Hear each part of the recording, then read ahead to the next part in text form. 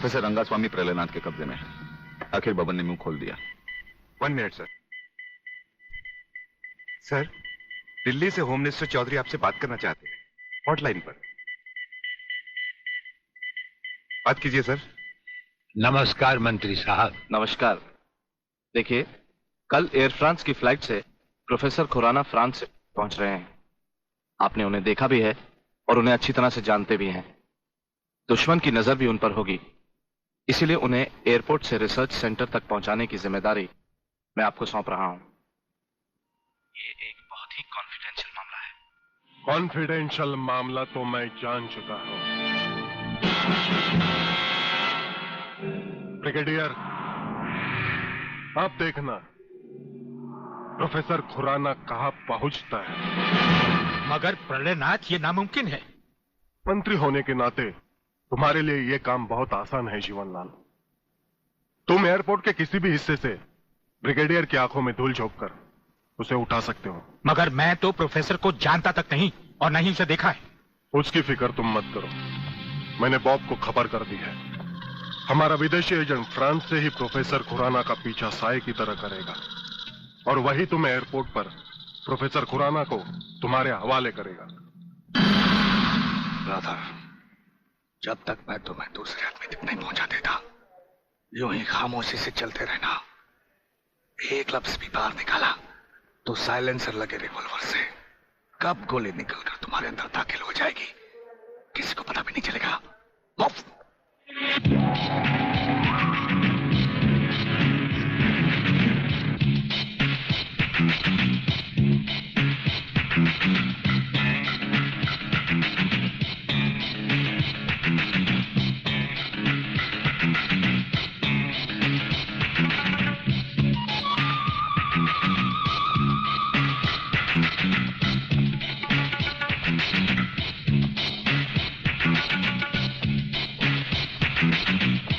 नमस्कार प्रोफेसर खुराना साहब, नमस्कार।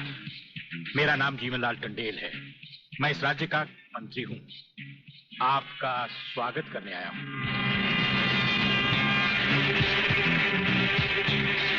प्रोफेसर, तुम्हारे गले में जो मैंने हाथ डाला है उसमें बम लगा है जिसका रिमोट कंट्रोल मेरी जेब में है।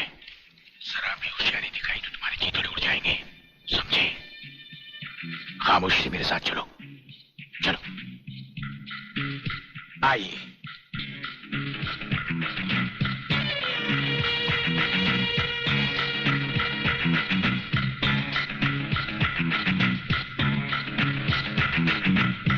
Welcome professor Khurana, welcome to India.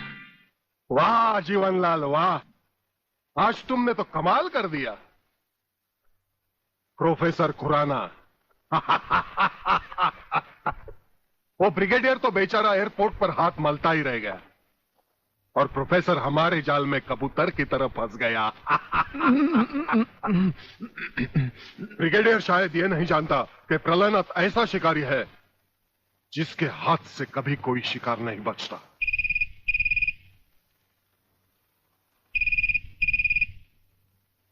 खोल दो इसे। हेलो। अंधे के हाथ बटेर लग जाए तो वो शिकारी नहीं बन जाता गेंडा स्वामी। जिसे तुम प्रोफेसर खुराना समझे बैठे हो वो दरअसल तुम्हारा अपना ही एजेंट है जो फ्रांस से प्रोफेसर खुराना का साई की तरह पीछा करता आ रहा है, समझे? प्रोफेसर तो वहां पहुंच चुके जहां उन्हें जाना था। मुझे माफ कर देना प्रलयनाथ जी, मैं प्रोफेसर खुराना नहीं, आप ही का एजेंट हूं। मगर हवाई जहाज में ही ब्रिगेडियर के कमांडो ने मुझे मजबूर कर दिया। प्रोफेसर ने गन पॉइंट पर मुझे जीवनलाल तक पहुंचाया। मैंने वहां भी कहना चाहा, लेकिन इन्होंने बम वाला हार मेरे गले में डाल दिया। मैं कुछ कहता तो वहीं जान से मारा जाता।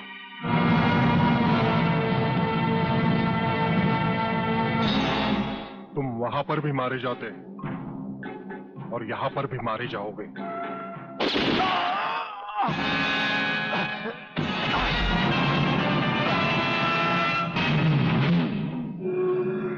मैंने विदेशी एजेंट को तो सजा दे दी है ब्रिगेडियर, मगर प्रलयनाथ से ये दुश्मनी तुम्हें बहुत भारी पड़ेगी। जो भारी ना हो वो दुश्मनी ही क्या प्रलयनाथ। तो एक बात मेरी भी अपने कान में अच्छी तरह उतार लो ब्रिगेडियर। प्रोफेसर खुराना को अब चाहे दुनिया के किसी भी कोने में छुपा लो, मैं उसे हासिल करके ही रहूंगा। शेख चिल्ली की तरह दिन को सपने देखने छोड़ दो गेंडा स्वामी।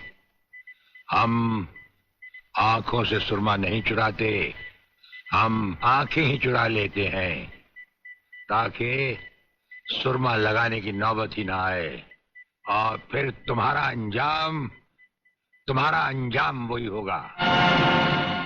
ये आप क्या कह रहे हैं? बेईमानी न मेरे खून में है न डॉक्टरी पेशे में। डॉक्टरी पेशे की तो बात हम अभी करेंगे नहीं। डॉक्टर गुप्ता, इस वक्त बात है तुम्हारे सच और झूठ की। माथे पे आया हुआ पसीना पोछो और हमें राजा टंडेल की झूठी नहीं सच्ची रिपोर्ट की असलियत बताओ। झूठी रिपोर्ट? हाँ, जो रिश्वत लेकर तुमने बनाई और एक मामूली सी प्रेगनेंसी को एक खौफनाक रेप का केस बनाकर संजय और उसके दोनों साथियों को हवालात में पहुंचा दिया। ये सब झूठ है, आपको किसी ने गलत बताया है। चिल्लाने से झूठ नहीं छुपता डॉक्टर गुप्ता। हमें पहचानो, हमें ब्रिगेडियर सूर्यदेव सिंह कहा जाता है। हम मुर्दों से सच उगलवा लेते हैं, तुम तो फिलहाल जिंदा हो। सच सच कह डालो। आप समझते क्यों नहीं ब्रिगेडियर साहब? मैंने कोई गलत रिपोर्ट नहीं बनाई और न ही कोई रिश्वत ली है। फिर ये क्या है डैडी? ये देखिए,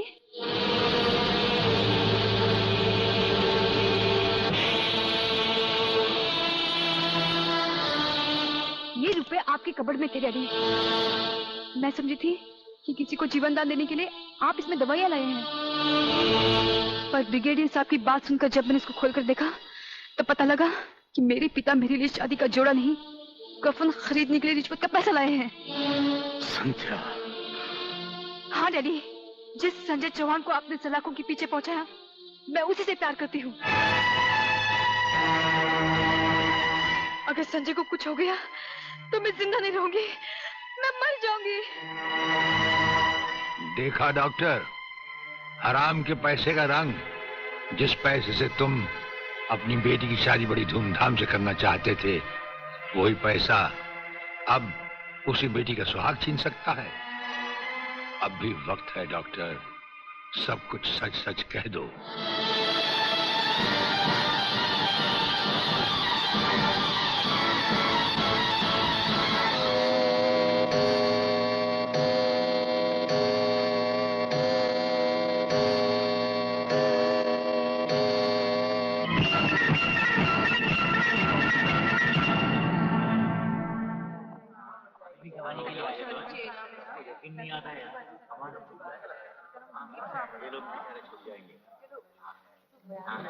ऑर्डर ऑर्डर।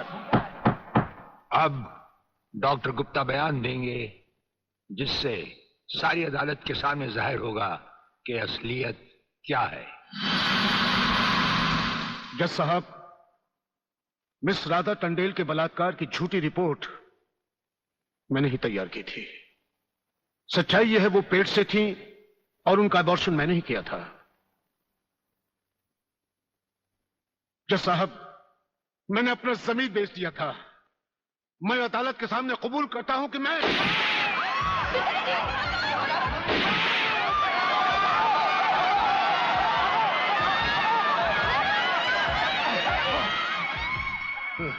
बेटे।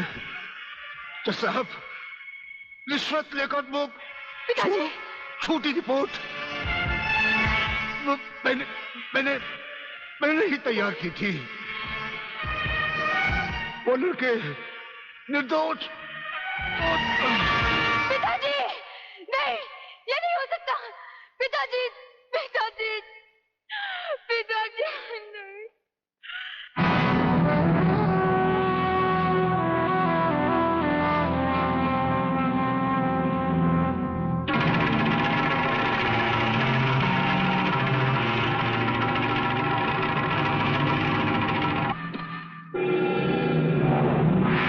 राजन, मेरे चश्मदीद गवाह और उसके दोस्तों की आज कोर्ट से रिहाई हो चुकी। मैं चाहता हूं उन तीनों की इस दुनिया से भी रिहाई कर दो। कल ही रक्षाबंधन के दिन।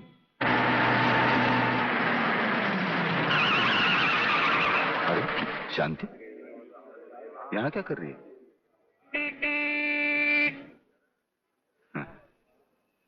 राखी? हाँ, आज नारली पूर्णिमा है ना। अरे ये राखी लेके मेरी तरफ क्यों आ रही है? हाँ? कहीं बाजार में ये राखी किसके लिए? तुम्हारे लिए और किसके लिए? शादी करने की तो हिम्मत तुम्हें है नहीं। इससे अच्छा है कोई दूसरा हिम्मत वाला मर्द ढूंढ लूं और तुम्हें भाई बना लूं। लाओ इधर हाथ। नहीं नहीं नहीं नहीं नहीं, मैं तुम्हें भाई बना के रहूंगी। नहीं और मुझे राखी बांधने दो। नहीं, ये नहीं नहीं नहीं बोला ना। नहीं, मेरे को राखी बांधते क्या करते तू? नहीं, मैं पुलिस वाला हूँ, वैसे भी तेरी रक्षा करूंगा। नहीं अब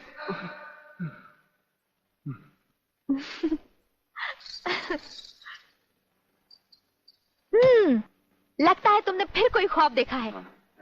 अब तुम रोड पर भी ख्वाब देखने लगे। कहीं ऐसा तो नहीं देख रहे थे कि ये राखी मैं तुम्हें बांध रही हूँ? तुम्हें कैसे मालूम? मैं तुम्हें अच्छी तरह पहचान गई हूँ। तुम ख्वाब में कुछ भी देख सकते हो। अरे बाबा, ये राखियाँ मैंने अपने भाइयों के लिए खरीदी हैं, समझे? Very good, very good.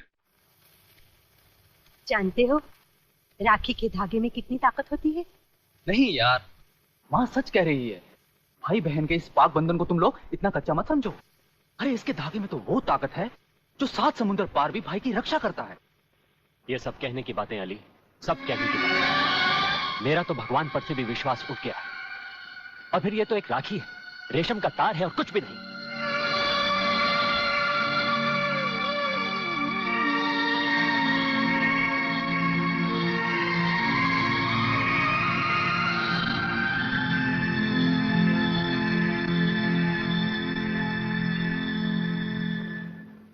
देखा, रुला दिया ना मेरी बहन को, और वो भी आज के दिन।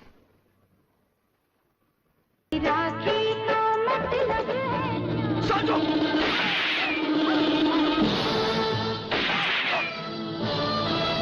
अली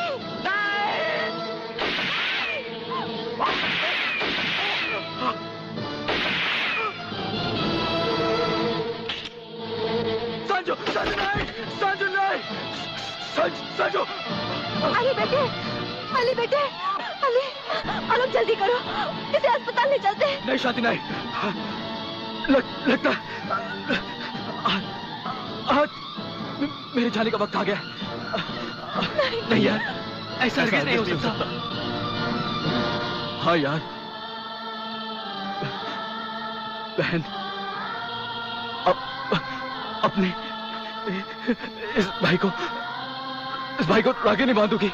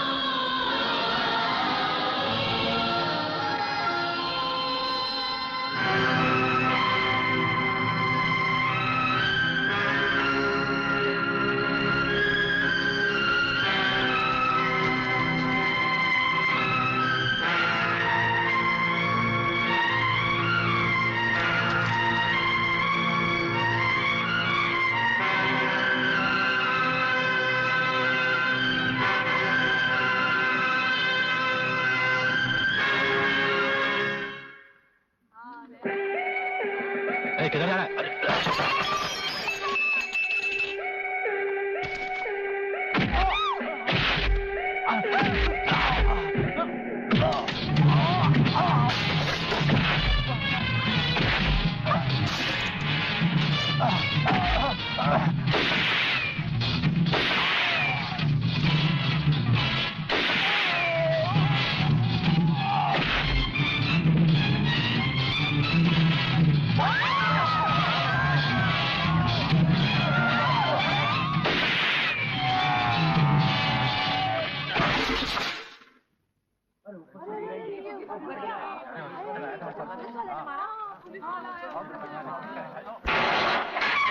प्रलयनाथ, प्रलयनाथ, प्रलयनाथ, प्रलयनाथ।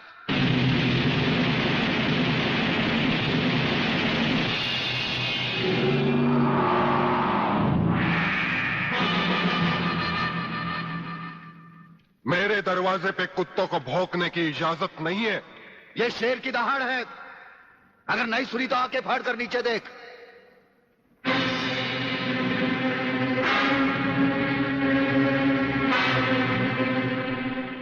इंस्पेक्टर वागले तो अपने आप को समझता क्या है? तेरे जैसे पता नहीं कितनी खाकी वर्दी वाले हमारी घर की चौकीदारी करते हैं। नौकरी करता है 1500 रुपए की और बात करता है प्रलयनाथ से। यही 1500 की नौकरी करने वाला एक दिन तुझे 150 का कफन पहनाएगा प्रलयनाथ। आज से तू उल्टी गिनती गिनना शुरू कर दे। जिस दिन भी मुझे तेरे खिलाफ एक भी सबूत मिला ना, तुझे ऐसी मौत मारूंगा कि तेरी पापी आत्मा अगले 7 जन्म तक किसी दूसरे शरीर में घुसने के पहले कांप उठेगी। अबे चुप! एक लफ्ज भी आगे बोला तो भून के रख दूंगा। तू मारेगा मुझे? है? चल चला। अब क्या सोच रहा है? चला गोली। अपनी मां का दूध पिया है तो चला गोली। इस बदन को छूने के लिए शेर का कलेजा चाहिए। तेरे जैसा बुज़दिल और नामर्द मुझ पे क्या गोली चलाएगा? चला।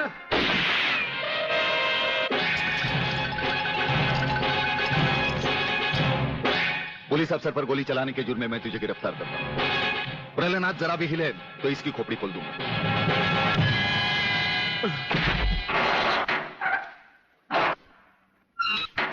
अगले मेरा बाप तुझे छोड़ेगा नहीं। आखिर तुमने वही किया जो हम नहीं चाहते थे। आज तक एक बात मेरी समझ में नहीं आई। आखिर आप चाहते क्या है? क्या आप ये चाहते हैं कि एक के बाद एक की मौत होती रहे और हम चुपचाप देखते रहें? पहले डॉक्टर गुप्ता की मौत हो गई, फिर अली मारा गया, आज इस प्रलयनाथ के पिल्ले ने मुझ पर गोली चलाई। ये देखिए, अगर मैंने बुलेट प्रूफ जैकेट नहीं पहनी होती तो मरने वालों की लिस्ट में मेरा भी नाम जुट जाता। लेकिन इसने तुम पर गोली क्यों चलाई? क्योंकि मैंने इसे मजबूर किया था।